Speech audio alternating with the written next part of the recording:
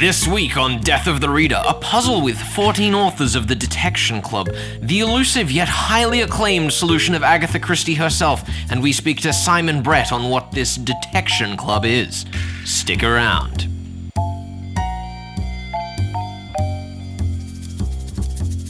You're listening to 2SER 107.3. This is Flex and Herds bringing you Death of the Reader, your murder mystery world tour. These mysterious tunes brought to you by Paul Meter, our audio extraordinaire. Today, Herds, you're tackling The Floating Admiral, written by the Detection Club. Well, thank you, Flex. Wait a second, the Detection Club? Who's the author? Well, I was hoping you'd read the introduction at the beginning of the book so you would, go into this with a bit of understanding. I have some understanding, but I think I'd like to explain to us what's going on here. So, part of the Murder Mystery World Tour gimmick is that we're taking you around the world, connecting author to author, following their inspirations, their touchstones, everything that led them to be who they are. Last book we looked at was The Three Taps by Ronald Knox, and we've decided to branch out to Knox's compatriots, companions, contemporaries in the Detection Club, a group of some of the most prolific authors of the golden age of detective fiction. Yeah, and we'll be starting with The Floating Admiral, which is a pretty tricky one, from what I understand. We're doing the first 4 chapters just to kick us off for this episode. And yeah, the Detection Club, it's a group of like-minded murder mystery enthusiasts, along with Knox and Agatha Christie and some others you may or may not be familiar with, just getting together and writing murder mysteries and challenging each other, which I think is really cool. So, The Floating Admiral is a very interesting story, and you might have heard me speak to Andrew Popel about it. It's a story where each chapter was written by a different author, and none of them told each other what the answer was meant to be. So it's basically a game of Chinese whispers, but with a murder mystery. Yes, it is. That's excellent. And apparently I'm being charged to solve this thing, despite the fact that it's being written by multiple authors, none of whom know what the answer is, and everyone's trying to figure out what it is while they're writing it? Is that what's happening? Yeah, I've thrown you a bit of a curveball here. Yeah. You awarded me 1 point for the solving of the 3 taps Can by I have some Knox. more points? How many chapters are there? How many chapters are there? For every one I get right, do I get a there's point? 12 chapters, the get 12 conclusion points and then. prologue. I'll give you 1 whole point for it. You know what?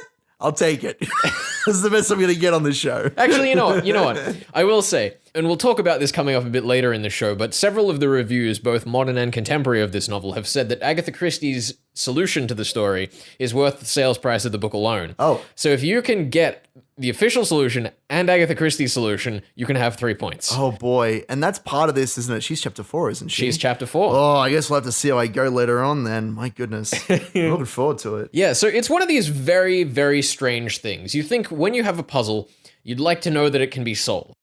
But in this case, we have a puzzle where we don't know if we can solve it. It's almost by premise against the rules of Knox, where the author should be letting you know that it's fair and solvable. We do also have that prologue, which apparently was written after the rest of the book was put together. Yes. So there might be some clues in there, I hope. I'm banking a lot on those. The prologue by G.K. Chesterton and the conclusion by Anthony Berkeley are the 2 things that were written with the full knowledge of the book. So you've got a little helping hand there with that introduction. Yeah, I'm hoping. I have some thoughts on that, but we'll get to that later. The description of G.K. Chesterton's prologue is typically paradoxical. It's great. So you don't want to take that without your helping of salt. Your powder keg full of salt? Is Yeah. that But yeah, the club itself, it was kind of a secret society, right? Did they sell those books? I don't really know much about it. They did sell those books. The society was more or less secret, as I understand it, in terms of how to join and gain membership and what they actually did. Now it's all out in the open, searchable on Wikipedia, as Simon Brett in the edition that we're reading mentions in his foreword. Speaking of that, we have Simon Brett himself, former chairman of the Detection Club, on the show a bit later, so stick around for that. Yeah, he reckons it was founded in 1928, which is, it's a pretty old society to still be around. Yeah, I think that when you approach this story and you think of the Detection Club, it's probably worth keeping in mind that this was a bunch of friends with very differing opinions and views and writing styles who just like to meet for dinner and discuss murder mysteries. Yeah, well, it definitely has that feeling of fun to it, and that's something that's part of the foreword as well. That's something that was it's kind of been lost in more modern murder mysteries, that feeling of fun, that feeling of, we can throw some of the realistic rules, some of the drama of crime fiction out the window and go for something a bit more lighthearted, even in the subject of murder, as the story is. Well, I wouldn't even necessarily say it's about lightheartedness. I think it's more just about the story being secondary to the game. For sure, yeah. I was particularly impressed, aside from the prologue, which is very much out of character with the rest of the book, but with intention, mind you. But I was very much impressed with how all 4 opening chapters seem to fit and flow together. Yeah. There wasn't any moment in the first 4 where I really felt like, oh, that's where they switched authors, even though it did tell us. One of the most interesting writing techniques that I noted, that I noticed after every chapter, all of the chapters end on a cliffhanger or the introduction of a character or something that's sort of like a throw to the next writer. Like, oh, and this is when I can't think off the top of my head, but like, this is when, we're going to talk to the niece of the admiral, that we're going to go to their house. And then the next chapter is about that. And in particular, jumping from the second to the third chapter where we've had our lovely chat with the niece, and then the detective is like, I just want you to stay in the house. And then she's just run away in a car, which is fantastic. Like the way that we kind of flow from chapter to chapter isn't just, this is the end and then it's a new story. There's a call to action that's kind of thrown at the end of each chapter that we have to grab onto. Yeah, I think it's very much worth reading the introduction by Dorothy L. Sayers before you get to the story, because they went into this game of writing a novel split between a group of people with a set of rules on how they were going to approach it. Like, one author could not throw in unnecessarily challenging details purely for the purpose of making it more difficult. Whether or not they succeeded in that is an entirely different matter. I feel like that's definitely something that happened. We'll get into that. I mean, you've read the whole thing. You have a better idea of than I do, but I definitely feel like there are some clues that are thrown in that kind of contradict or completely reframe previous scenes, which is like a little bit of a throw, but But I do think that was probably part of their game plan, is that each chapter was meant to end with, this is the puzzle piece that you were meant to pick up on. Yep. I also like that because most murder mystery novels, you tend to have that flow of chapters because you start off with the introduction, there's the big murder scene, and then there's this kind of slower introduction to the characters, and then things pick up again when complications start to rise. And then it, peters out as the solution is resolved and the detective figures everything out, whatever. But the thing that I really enjoyed about this novel is how every chapter, because it's written by a different author, they maintain that intensity all the way through. And I feel like that is a huge selling point if you want to like recommending it to someone. If you want to read something where every chapter has a significant clue and a different way of approaching the mystery, this is the one. Yeah, it very nicely follows where your headspace is as a reader, because each of the authors was trying to figure out what the hell was going on at the same time you are. So you're never left behind by the author that you might be in one that is written by a single author. Yeah, they're almost trying to, like, I could imagine that the authors are trying to puzzle out the previous chapters, while also pushing their own agenda in a sense, which is a really fun game of tag almost. Yeah, one thing that it does tell you in Dorothy L. Sayers' introduction is that at the end of the book, the appendices feature the solutions from every single author as to what they thought the outcome was meant to be. I am looking forward to reading those immensely, because I hope that like half of them are like 2 sentences and that's it, and the others are like these full essays on all these little details that go all the way back around and everything makes sense at the end. Now, the victim for the Floating Admiral is in fact the Floating Admiral. What? That's crazy that the Admiral would be floating and also be dead. Yes. Admiral Peniston, which, if you have children in the backseat of your car, is spelt the way they think. Oh my goodness. That's inappropriate. It is very. Also a real place in England, I found out in researching. Now, the Admiral is found in a situation which, as with many a murder mystery, simply does not make sense. He's found in a boat in the river, stabbed through the heart in a large overcoat. The rope down to the boat has been cut. Obviously, foul play is involved. And he's found by this strange gentleman named Neddy Ware. I just want to say I'm thankful it's not a locked room mystery. That is a very interesting detail about this story. The locked room is an absolute staple of the murder mystery genre. Literally. And I guess you could extrapolate on this being a locked room by some of the clues, but that's a very loose definition to take. Well, the details that we have is that he's on a boat and it's the vicar's boat. So, like, somebody had to put him there. Exactly. So there are still some details that we can roll with, immediately implicating the vicar. Anyway. We'll speak a bit more about those solutions as we press on in the story, but right now I'm very excited. We have Simon Brett, author of the foreword of the edition of the book we're reading, acclaimed author in his own right, and former chairman of the Detection Club. Up next.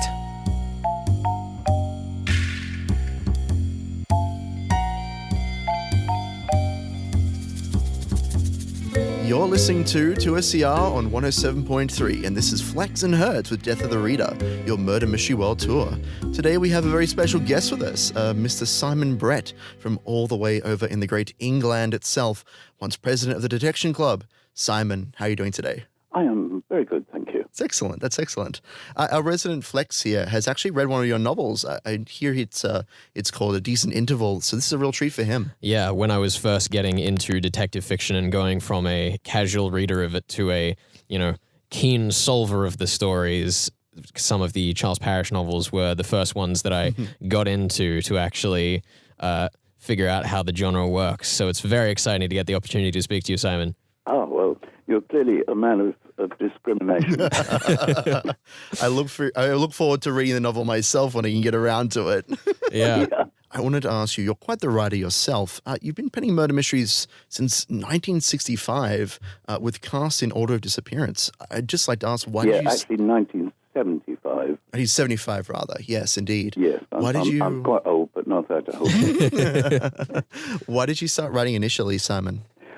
It came directly out of my day job at that time, which was being a radio producer, would you believe? Oh, I would. I was working at the BBC, and I was delegated to produce a series of adaptations of the Dorothy L. Sayers, Lord Peter Wimsey stories. And I'd always been a bit frightened of mystery fiction up until that point. I thought you needed a computerized brain to work out the plot.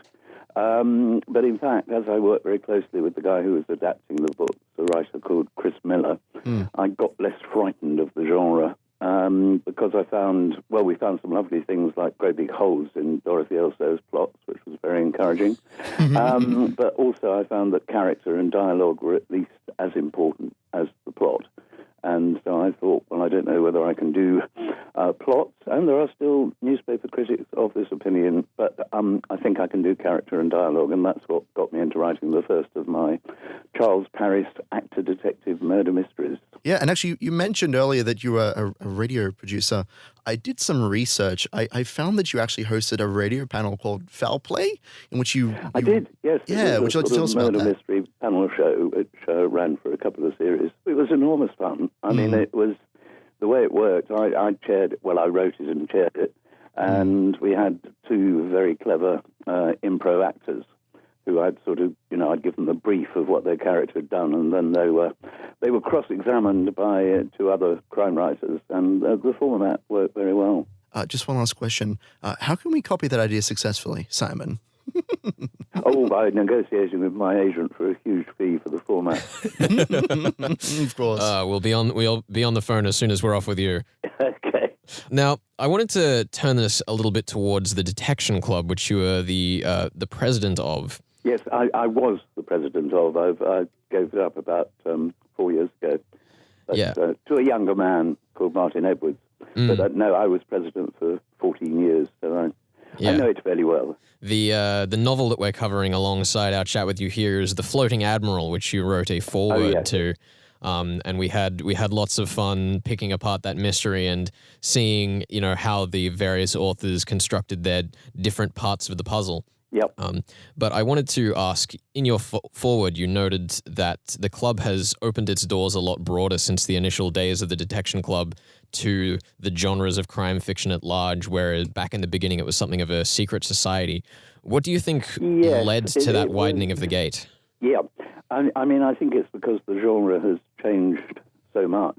And in fact, a few years ago, we did a sort of sequel to The Floating Admiral called, would you believe, The Sinking Admiral, which was written by 14 current members of the Detection Club. And That was much more difficult because I know because I edited it, because back in, well, it was published about 1930, the Floating Admiral, and then, although they were very different, the contributors like Dorothy L. Sayers, Agatha Christie, E.C. Bentley, G.K. Chesterton, although they were different in their styles, they were writing very much the same kind of whodunit mystery, so they could literally write a chapter and pass it on to the next one to sort of sort out the plotting, whereas it was a much more complex operation when I did it, because, you know, there were legal thrillers, there were financial thrillers, there were all kinds of different subgenre of the mystery. And do you think that the broader scope that crime fiction has these days ultimately makes a better story, or do you think it's more just the fact that it's a reflection of the times? I think there are a lot of reasons why. I mean, we look back to the Golden Age, which was the 20s and the 30s, and I think what happened was the Second World War was very important in the development of the mystery, because up until then, you know, a lot of the classics of the Golden Age, as it's called, were really very playful, you know, and they were jokey about murder and death. And I think the Second World War, when, you know, very few families didn't know somebody who was a casualty, that made it slightly less tasteful. And also, I think all the good sort of, you know, clockwork toy plots had been done, and the mystery had to change. And the other thing, which I think was very significant in English mystery, was the end of the death penalty, where suddenly, you know, it was great in the days of Agatha Christie, where Hercule Poirot could gather everyone into the library at the end and say, you know, you couldn't have done it because you were wearing the wrong size of trousers, and you couldn't have done it because of your blood group and all this. Therefore, the murderer was you. And he points a finger at somebody, and the reader knows that that person is going off to the gallows, you know, end of story. Suddenly, when you don't have a death penalty, you get sort of lifetime sentences, and you get, you know, people being released at the end of their sentences, that kind of thing. And I think it became, you know, whereas it had been very black and white, it became somebody... Shades of Grey. There might be a title for some kind of book in there. I don't know. I think particularly what interests me about what you said there was the idea that, you know, all of the clockwork puzzles had been done. Clearly, there are still modern examples of like classic detective fiction. How do you think that the genre can still innovate on those clockwork puzzles, even though so many of the possibilities for the closed room have been done, per se? I think it's pretty difficult, and I have great admiration for people who, you know, can come up. I mean, I think there are a lot of writers out there who are very good at doing twists, you know, where something is totally unexpected, and, you know, as you read, you go, oh, gosh. But I can think of very few that are based on sort of one simple device. I mean, like, you know, let us say that the narrator is the murderer. Well, we all know that's been done many times. I mean, the only post-war example I can think that is a really effective twist murder based on one central device is A Kiss Before Dying by Ira Levin, which I think is that, I won't say what it is, but it's based on one very simple, almost grammatical device. And that works brilliantly. And I think people have been trying to replicate that, but not actually with marked success. Yeah, I think particularly looking back on the classic days of detective fiction, we have things like Willard Wright's 27 Rules for the genre and Ronald Knox's Decalogue of Fair Play for the genre. Are those things still treated with any level of seriousness? I know that originally Knox wrote his rules kind of just poking fun, as you say, authors back then did, but is there any attention paid to those structures and forms that were laid out back then in the modern age of crime fiction?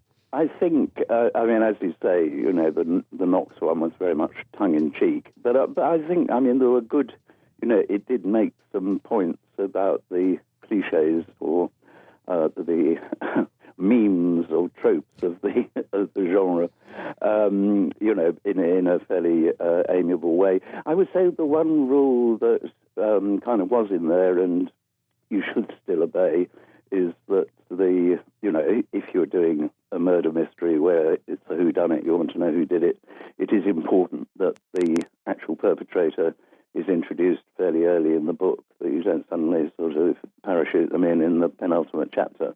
I think that rule still obtains, but most of the others are kind of, were just fun, really. Yeah, I know that there's several stories we've been covering and investigating that have made various deconstructions of their own of those forms of the genre from back in the day. But Simon, thank you so much for your time. It was wonderful to speak with you about all things of your own writing and the Detection Club. Well, it's a great pleasure.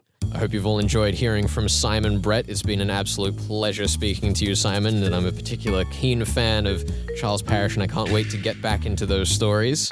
Great. You're on 2SER. This is Death of the Reader. That was Simon Brett, and you're investigating the Floating Admiral.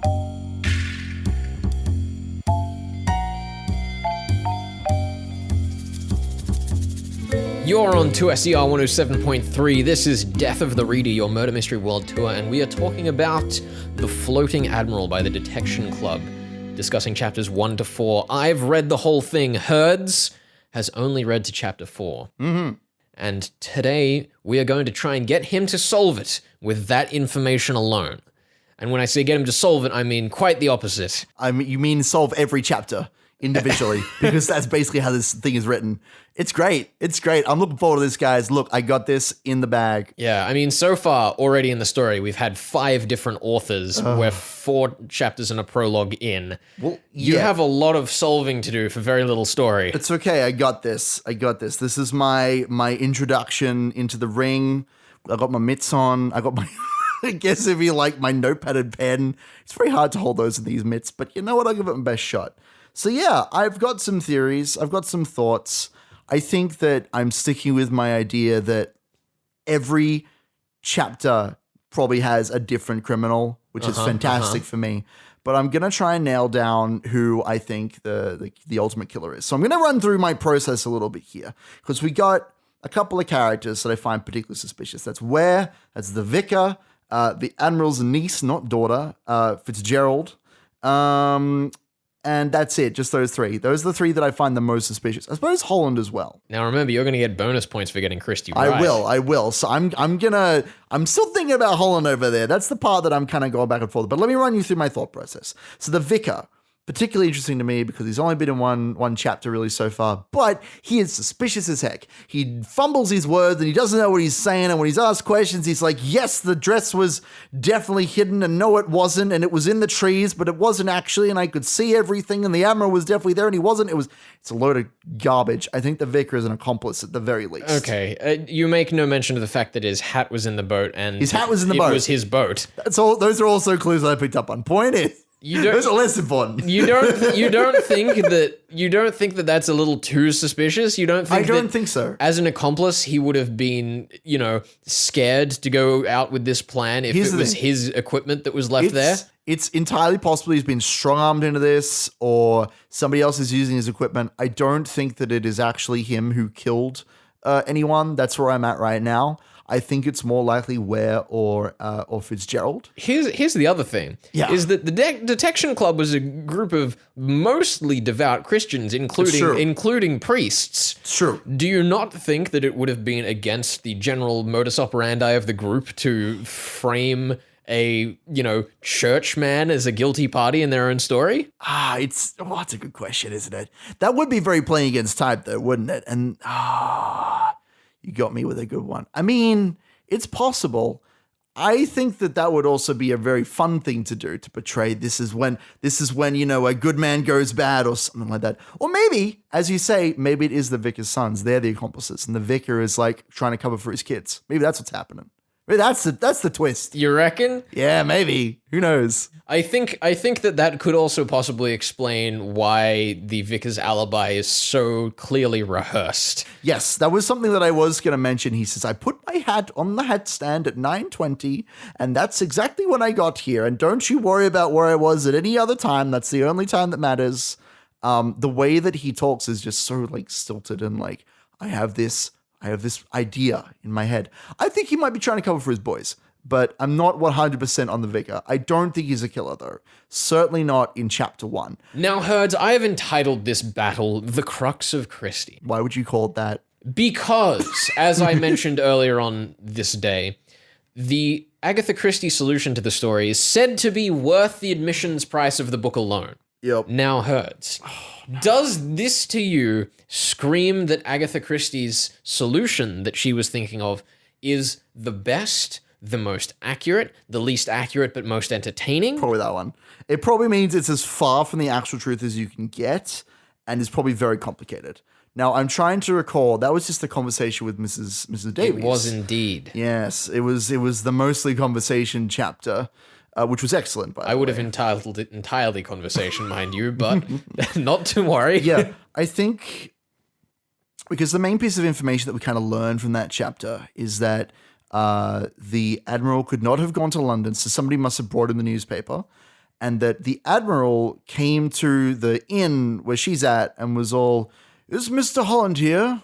And then I don't remember what response he got. It was probably no. Well, and then he went away. He got the response, which was, "We'll go fetch him." And then he That's said, right. "Not the matter. I Right. need to leave anyway." Yes. So, oh man.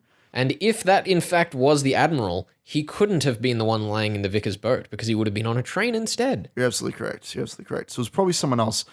I mean, there are so few options. It could be the Vicar as an accomplice, but I don't think that makes a lot of sense for him to do that. He's a churchman after all. He would never get involved in murder.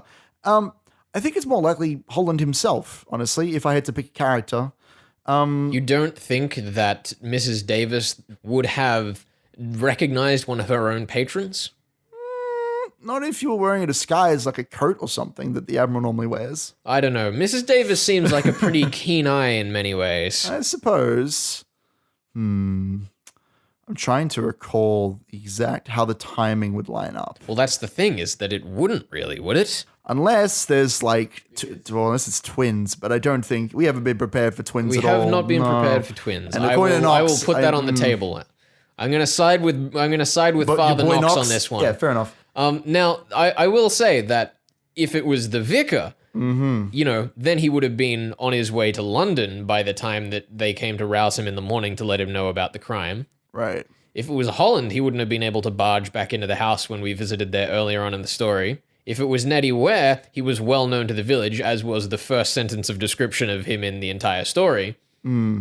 What else could it have been other than the Vicar's two boys standing on each other's shoulders? Hold on. Do we actually get told? That's a good one, though. Wearing the Admiral's coat, it makes so much sense. But as you say, the keen eye of Mrs. Davies is testimony in and of itself. Exactly. She could be lying, I suppose. Does this make you think that there's perhaps a character important to the story who we have not been introduced to yet? Oh, I mean, obviously. We have, we've been had it. Hold on. You say that like we haven't had a character introduced us in, every damn chapter. We've had, 4 so far. However, There's going to be a new one every chapter. as your trusting compatriot, one would hope that I had presented you an adequate challenge in the first 4 chapters of the book, and thus the people you needed to solve the mystery. So what is this mysterious extra person? I don't know. I'm Does trying to this figure that out. person exist I at don't all? think so. There can be no Do you mysterious think person Mrs. X. Davis is in on the crime and this is her alibi? No, that's insane. I mean, it might be. That'd be pretty fun, though. I think that they called for Mr. Holland, and it was probably a male. I at least trust Mrs. Davies as much to figure out as it's a male individual. So the only reason they could be calling for Mr. Holland would be to either confirm their alibi or to give them something or interact with them. I think that confirming the alibi of Mr. Holland would probably be the main goal. It's a tough one. Christy, why do you torture me so? Yes, and this is why we have rounded out here. This is why we finished on chapter 4. You know what? It's fine. I'll give another whack in the next roundabout fight, I suppose. I'm going to say it was Holland calling for himself when there was some altercation, but that's not my final answer. I'm coming back for you, Chrissy. Oh boy. I'm coming for you. Alrighty. Well, thank you for joining us on Death of the Reader here on 2SER 107.3. Next week, we will be discussing chapters 5 to 8 of The Floating Admiral, starting with Inspector Rudge Begins to Form a Theory by John Rode. Oh boy. We'll have to see if we can even trust Inspector Rudge's theory. I hope we can. Are you saying that Inspector Rudge is a suspect? I had not even considered him. You know what? I will make no confirmations nor denials. Oh, So, no. I'm scared. see you then.